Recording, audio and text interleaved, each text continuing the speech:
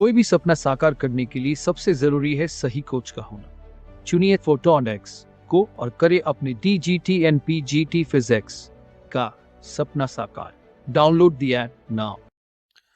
तो चलिए फिजिक्स का लेवल 2 आज से हम स्टार्ट करते हैं। लेवल 1 के अंदर में हमने मैकेनिक्स के बारे में बात कर ली थी, काइनेमेटिक्स के बारे में बात कर ली थी, थर्मोडायनेमिक्स के बारे में बात कर लिया, वेव्स के बारे में बात करी है। तो ये सारा अच्छा खासा वेटेज हमारे पास में रखता है। तो वो मैंने बेसिक टू एडवांस लेवल जितना भी बन सकता, चाहे थ्योरी की बात करें, चाहे आप न्यूमेरिकल्स की बात करें, या अपने प्रीवियस पेपर्स के अंदर में जो आए हुए क्वेश्चंस हैं उनकी बात करें, तो बहुत वाइड लेवल पर मैंने वो सारी चीजें आप लोगों को कवर अप करवाई है। ठीक उसी तरह से लेवल 2 को भी मैं यहाँ पर लेके चलूंगा। इसका भी एक अपने आप में सीक्वेंस होगा। देखिए इलेक्ट्रोस्टैट जो हमारे पास में टॉपिक आता है, जिसकी हम शुरुआत करने जा रहे हैं, ये अपने आप में बहुत ही बड़ा चैप्टर होता है और इसके अंदर में जो हमें पढ़ना पड़ता है, तो बेसिक ये मान के चलिए कि टाइप्स में आप लोगों को बता देता हूँ। सबसे पहले हम इसको इलेक्ट्रोस्टैट 1 के नाम से जानते हैं, फिर हम इलेक्ट्रोस्टैट 2 पढ़ते हैं। मैं एक रूपरेखा इस पूरे चैप्टर की दे रहा हूँ। हाँ, और चीज मैं आप लोगों को एक इन्फॉर्मेशन और प्रोवाइड करना चाहता हूँ। जो भी हमारे साथ में कंप्लीट कोर्स के अंदर में एनरोल होना चाहते हैं, तो फोटोनिक्स ऐप का लिंक आपको नीचे डिस्क्रिप्शन में मिल जाएगा। अगर आप इस वीडियो को यूट्यूब पर देख रहे हैं या फिर किसी भी अदर प्लेटफॉर्म के ऊपर में देख रहे हैं, तो फोटोनिक्स आप ऐप डाउनलोड करेंगे तो वहाँ पर प्रॉपर हमने जो भी थ्योरी थी या न्यूमेरिकल्स थे, वो सारे के सारे बहुत ही सिस्टमेटिक वे के अंदर में कंप्लीट कोर्स जो है वहां पर आप लोग के लिए लॉन्च किया गया है। और बहुत ही नॉमिनल चार्जेस के ऊपर में हमने अपने कोर्सेज को वहां पर लॉन्च किया हुआ है। तो आप जाकर ज्वाइन कर सकते हैं जो भी इंटरेस्टेड है अपने किसी भी वन डे कम्पिटिटिव एग्जाम के लिए। तो बात करूंगा मैं, बाकी कोई डेमो लेक्चर देखना चाहता है तो फोटोनिक्स का जो यूट्यूब चैनल है वो देख सकता है, और फोटोनिक्स ऐप के ऊपर में भी काफी आपको डेमो लेक्चर्स मिल जाएंगे। तो इस चैप्टर की मैं बात कर रहा था इलेक्ट्रोस्टैट को लेकर। तो इलेक्ट्रोस्टैट अपने आप में काफी वाइड चैप्टर चलता है। हम मैकेनिक्स में थोड़ा सा क्या होता था, जब हम लेवल 1 पढ़ रहे थे जिसमें मैकेनिक्स काइनेमेटिक्स था, तो इनको हम इजीली हम फील कर पाते थे। मैंने फ्रिक्शन के बारे में बात करी तो आपने इजीली इसको फीलिंग कर लिया। फिर मैंने आपको एनएलएम के बारे में बात की, लॉज के बारे में बात करी, तो आप इजीली अपनी डे टू डे लाइफ के अंदर में उनको जो था फील कर पाते थे। लेकिन जब मैं आप लोगों से बोलता हूँ ऑप्टिक्स के बारे में बात करता हूँ, क्योंकि जनरल आइडियाज आपको है मेरा यहाँ पर इस जब मैं इलेक्ट्रोस्टैट भी पढ़ाऊंगा तो यहाँ पर भी हमारी सीक्वेंस यही होगी कि आपको मैं बेसिक टू एडवांस लेवल तक लेके जाऊं। यानी कि एग्जामिनर क्या सोच के आपका क्वेश्चन जो है वो बना सकता है, उस लेवल तक आपकी एक सोच डेवलप करना है। यहाँ पर मेरा मेन मोटिव यही होता है कि आपको कम समय के अंदर में ज्यादा से ज्यादा कंटेंट देकर और साथ में आपके अंदर में एक एनालिटिकल पावर डेवलप करना, आपके सोचने के दायरों को ओपन करना कि कैसे हमें क्वेश्चंस की अप्रोच करनी चाहिए। बेसिक हमारा एग्जामिनर जब आप किसी कॉम्पिटिटिव एग्जाम में बैठते हैं तो आपका जो है हाथ पैर फूलने लग जाता है, क्योंकि क्वेश्चन जो है वो बहुत सारे घूम फिर कर आ जाते हैं और अपने उस लेवल की तैयारी नहीं करी होती है। मैक्सिमम केसेस के अंदर में ऐसा मैंने देखा है अपने इतने लंबे टीचिंग एक्सपीरियंस के में।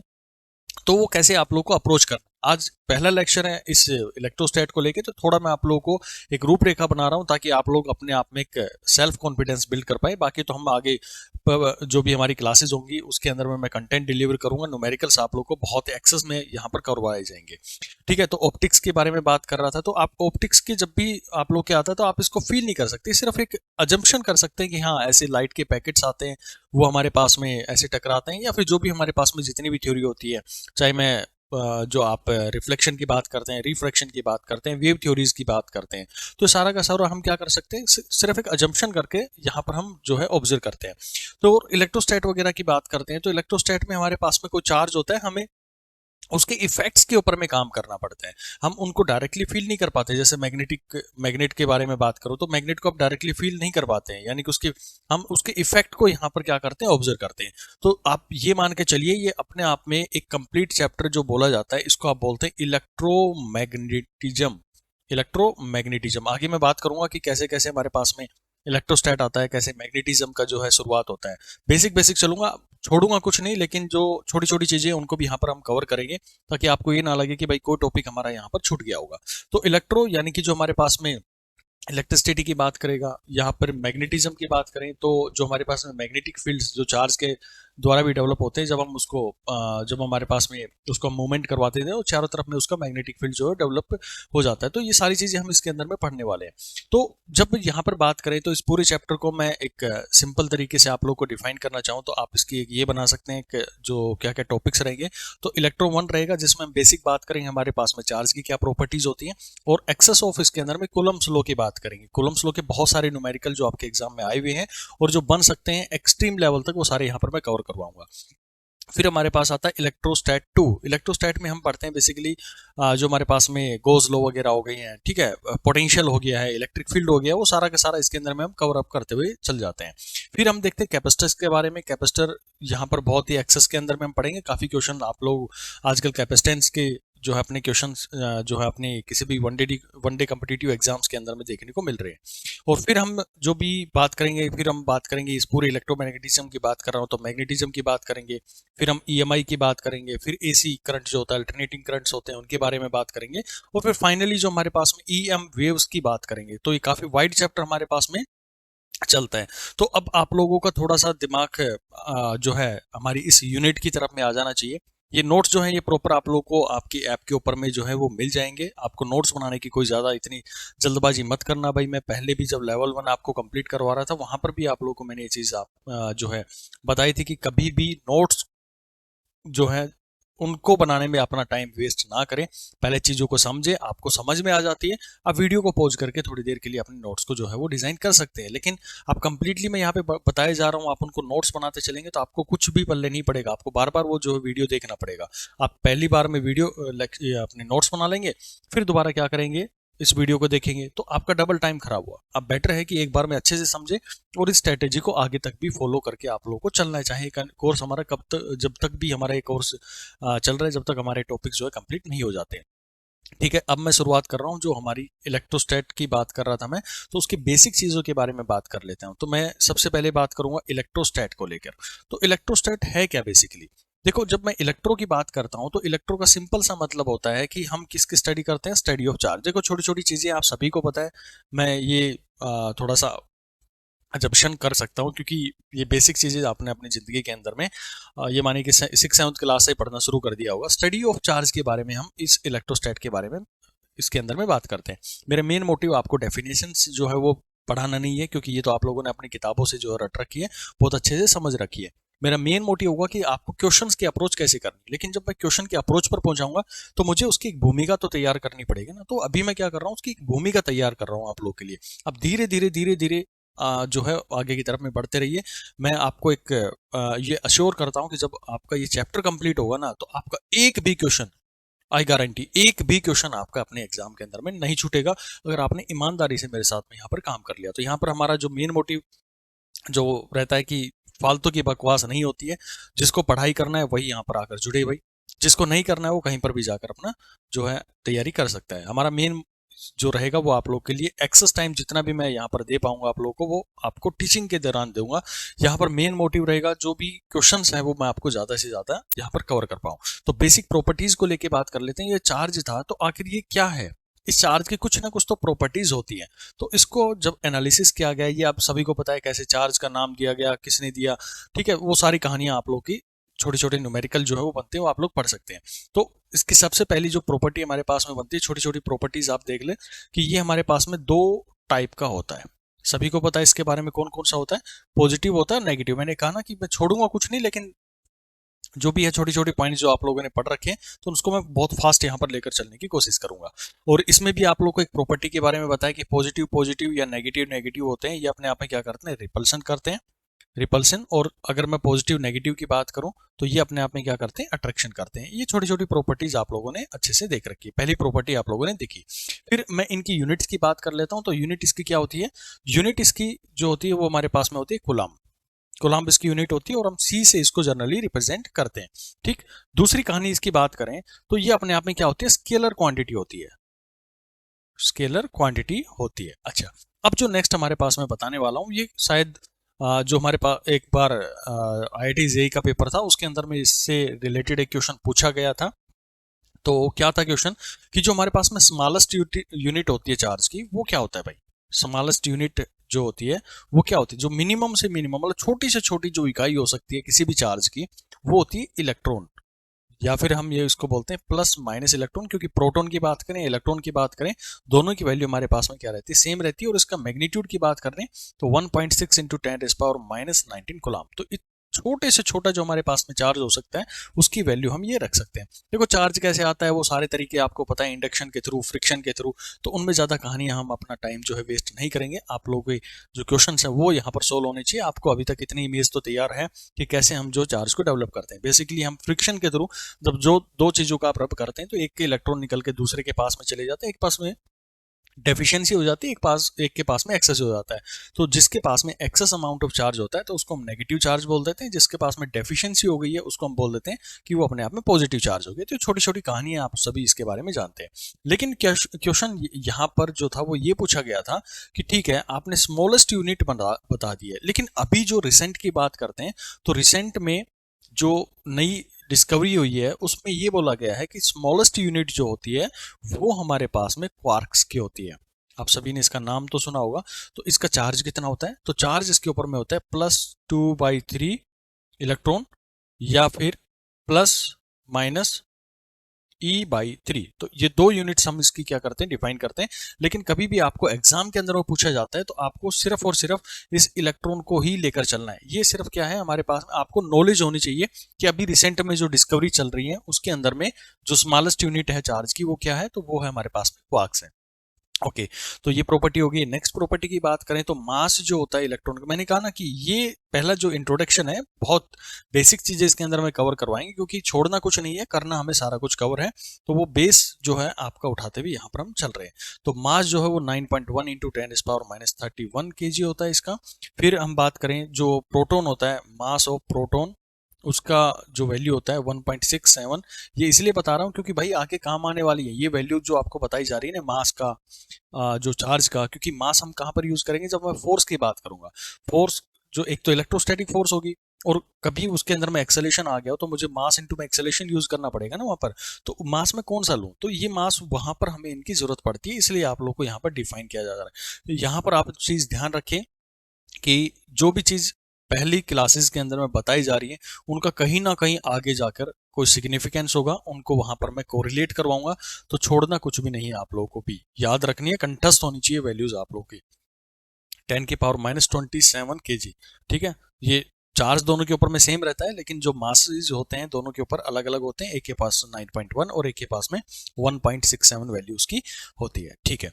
अब एक कहानी यहाँ पर बात करें, जब भी कोई भी मेरा सिस्टम होता है तो उसके पास में equal amount of negative charge और equal amount of positive charge होते हैं, ठीक है। यानी बॉडी जो होती है वो अपने आप में क्या रहती है, हमेशा न्यूट्रल रहती है। कैसे रहती है, देखो इसके अंदर में मान लो एक बॉडी थी मेरे पास में, इससे मैंने क्या कर दिया, 5 इलेक्ट्रॉन जो थे वो बाहर निकाल दिए। अब 5 इलेक्ट्रॉन यहाँ पर बाहर निकल गए हैं तो यहाँ पर क्या रह जाएगी, एक डेफिशिएंसी क्रिएट हो जाएगी।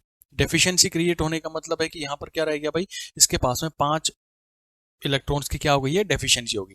यानी कि ओवरऑल मैं बात करूं, अगर मैंने 5 इलेक्ट्रॉन यहाँ से निकाल दिए तो 5 क्या हो गए यहाँ पर, जो मेरे पास में जो प्रोटॉन थे उनकी यहाँ पर क्या हो गया, वो डेफिशिएंसी क्रिएट हुई बेसिकली। और डेफिशिएंसी को हम क्या बोलते हैं कि वहां पर प्रोटॉन जो है वो अपने आप में डेवलप हो गया। यानी कि चार्ज जो था वो उसकी वैल्यू तो वो उतनी थी हमारे पास में 1.6 × 10⁻⁻19। इतना ही चार्ज इसके ऊपर में पॉजिटिवली जो था वो डेवलप हो गया। यानी कि ओवरऑल बात करें तो बॉडी जो हमेशा क्या रहती है अपने आप में, वो रहती है न्यूट्रल। ये रहती है अपने आप में एक न्यूट्रल कंडीशन के अंदर में जो है बनी रहती है, ठीक है। ये प्रॉपर्टी आप लोगों ने पढ़ रखी है, इसका मैं आगे यूज करूंगा और अच्छी क्लैरिटी आप लोगों को वहां पर आ जाएगी। नेक्स्ट एक बहुत इंपॉर्टेंट प्रॉपर्टी हमारे पास में ये होती है क्वांटाइजेशन।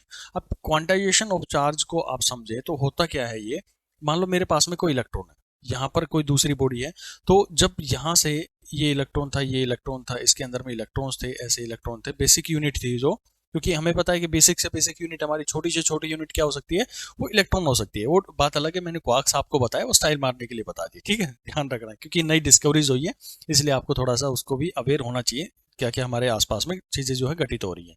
तो जब मैं इन दोनों चीजों को रब करूंगा तो क्या आप खुद बताना, तो क्या ऐसा होगा कि ये टूट के, ये इलेक्ट्रॉन टूट के आधा इधर चला जाएगा ऐसे और आधा यहीं रह जाएगा, क्या कभी ऐसा पॉसिबल है?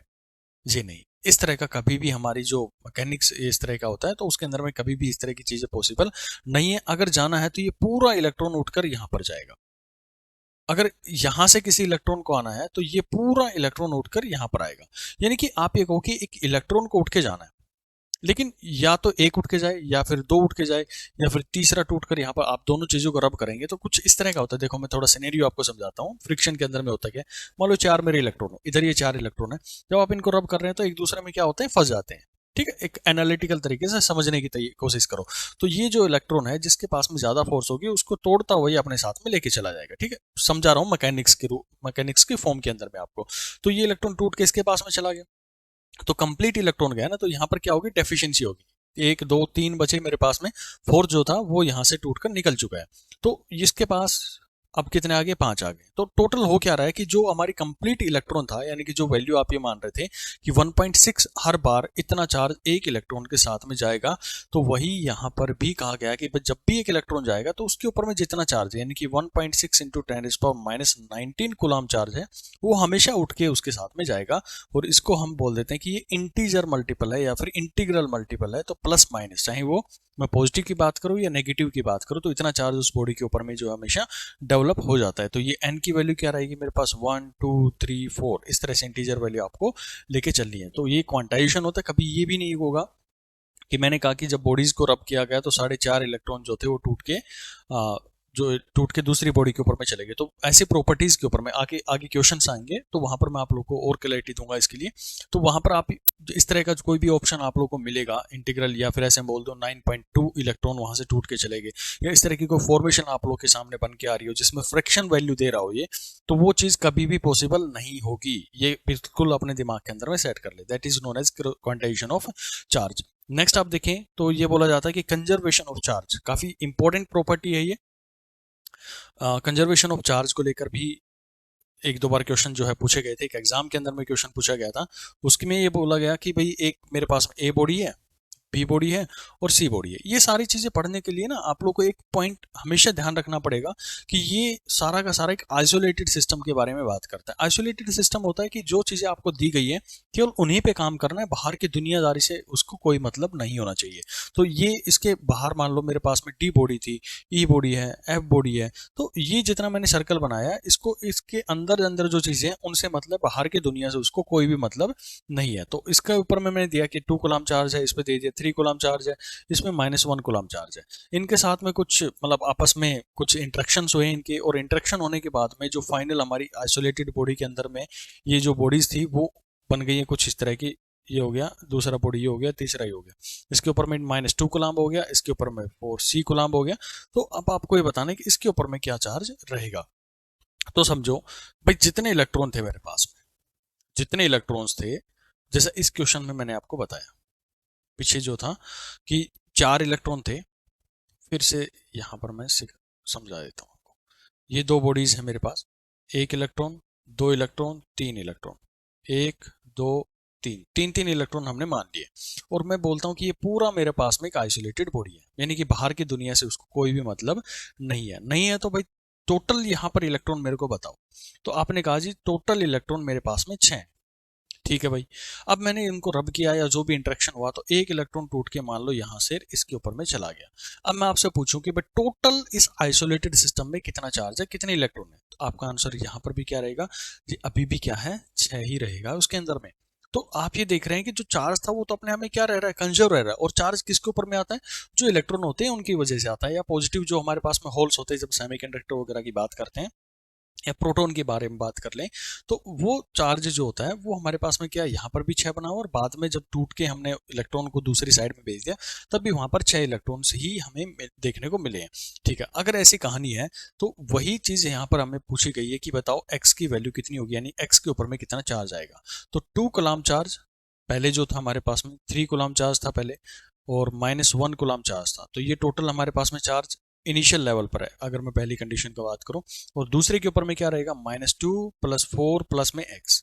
सोल्व कर लें, x की वैल्यू कितनी आ जाएगी, यहाँ से x को आप सोल्व करेंगे तो आपको मिलेगा 2 कूलम, यानी कि जो चार्ज यहाँ पर बना हुआ है वो कितना हो गया, 2 कूलम। आप यहाँ पर भी वेरीफाई कर सकते हैं, 3 2 5, 5 -1 हो गया 4, तो यहाँ 4 2 6। ठीक है, और 6 में से -2 गया तो वहां पर भी कितना है, 4, यानी कि दोनों साइड में अभी भी 4 कूलम है इधर भी, और यहाँ पर भी 4 कूलम चार्ज जो है मेंटेन बना हुआ है इसके अंदर।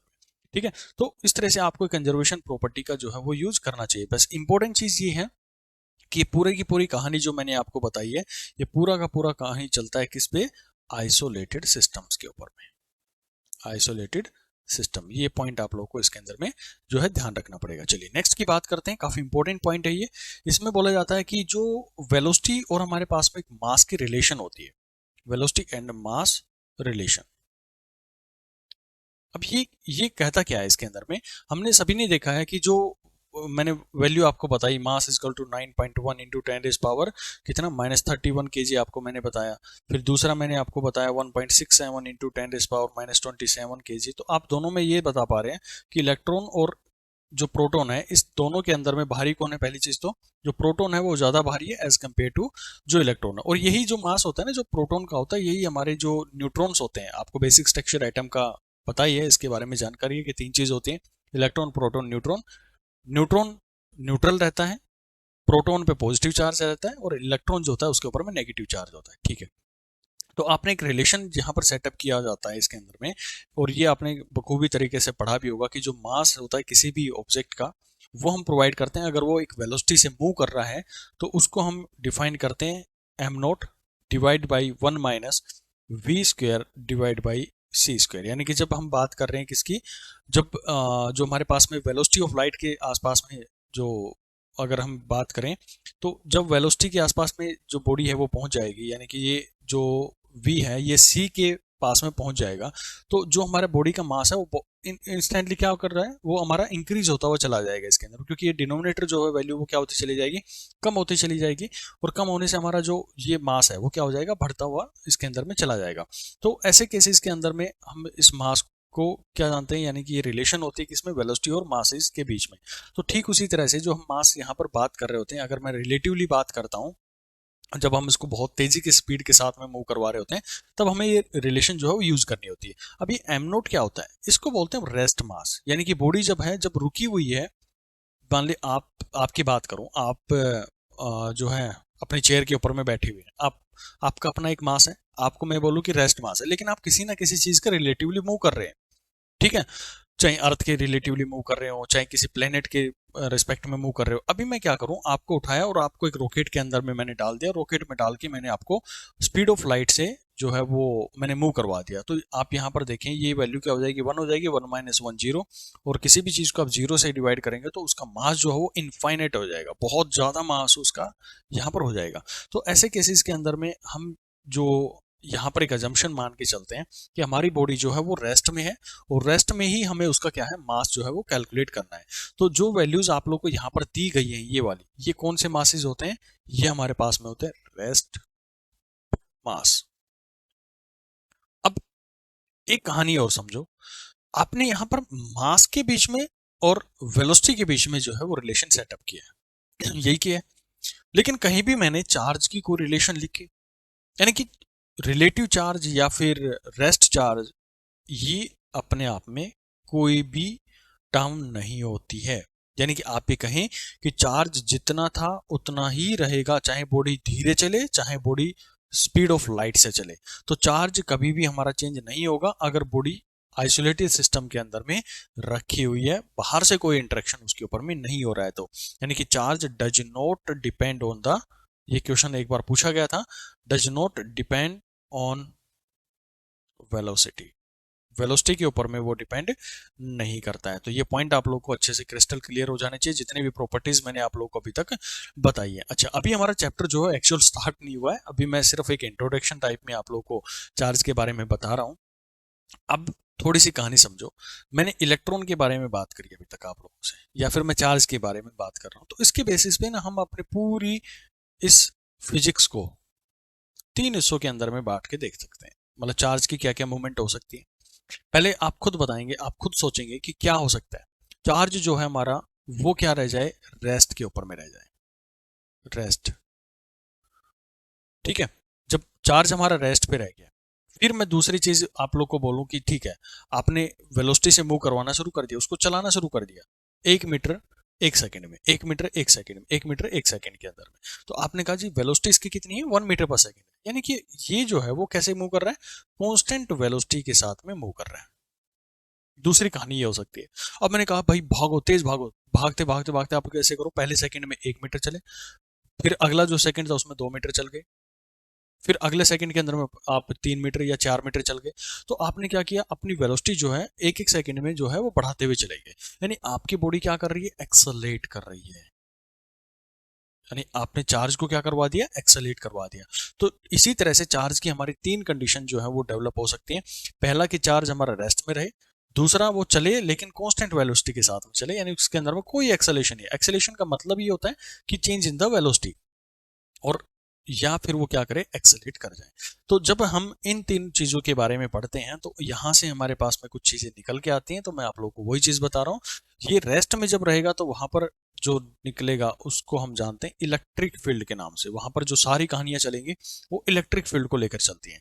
फिर जब कांस्टेंट वेलोसिटी की बात करते हैं तो ये बात करेगा, वो रहेगा वहां पर मैग्नेटिक फील्ड के बारे में बात करेगा। यानी जब चार्ज ने चलना शुरू कर दिया तो उसके चारों तरफ में एक मैग्नेटिक फील्ड जो है वो डेवलप होना शुरू हो जाता है। और जब ये हमारे पास में एक्सेलरेट कर दिया जाता है तो हम इसको बोलते हैं इलेक्ट्रोमैग्नेटिक फील्ड, जिसे हमारे पास ईएम वेव्स भी जो है डेवलप होती हैं, या फिर ईएमआई के बारे में, इंडक्शन वगैरह के बारे में बात करते हैं। तो ये पूरा का पूरा क्या है, 3 चैप्टर्स के अंदर में हम इस पूरे चार्ज के मोमेंट को पढ़ते हैं। अब बात करें कि इलेक्ट्रिक फील्ड जो है, यानी कि जब चार्ज हमारा रेस्ट में है तो हमें क्या क्या देखना है, इसमें हमें देखना होता है जो भी इसकी मैकेनिक्स होती है, यानी इलेक्ट्रोस्टैट 1, इलेक्ट्रोस्टैट 2, और फिर हम लास्ट में इसमें देखते हैं कैपेसिटर, क्योंकि कैपेसिटर्स के अंदर में भी चार्ज क्या होता है, स्टेशनरी पोजीशन पर रखा रहता है, रेस्ट पे रखा रहता है। तो जो इलेक्ट्रो होता है इसमें बेसिक हम मैकेनिक्स की बात करेंगे। हमारे पूरे जो चैप्टर्स हैं जिसमें बेसिक आप ये माने कि कूलम्स लो हो गया, ठीक है, कूलम्स लो की ही यहाँ पर ज़्यादातर बातें होंगी, क्योंकि वो पूरा का पूरा क्या है, मैकेनिक्स है। उस पे आपको बेसिक एक छोटा सा फॉर्मूला पता होना चाहिए फोर्स का, जो आप सभी ने पढ़ा है, के इंटू में Q1 Q2 divide by are square. तो उस फॉर्मूले के बेसिस पे क्या क्या हमारे पास में जो फोर्स होंगी, कैसे हमारे पास में एक्सेलेरेशन हमें कैलकुलेट करना पड़ेगा, एंड टोटली वो मैकेनिक्स है, क्योंकि मैं उसको रिलेट करवा सकता हूँ force is equal to mass into acceleration के साथ में। तो जितना मैकेनिक्स हमने लेवल 1 के अंदर में पढ़ा था वो सारा का सारा इसके अंदर में कवर करके देखेंगे हर तरीके से।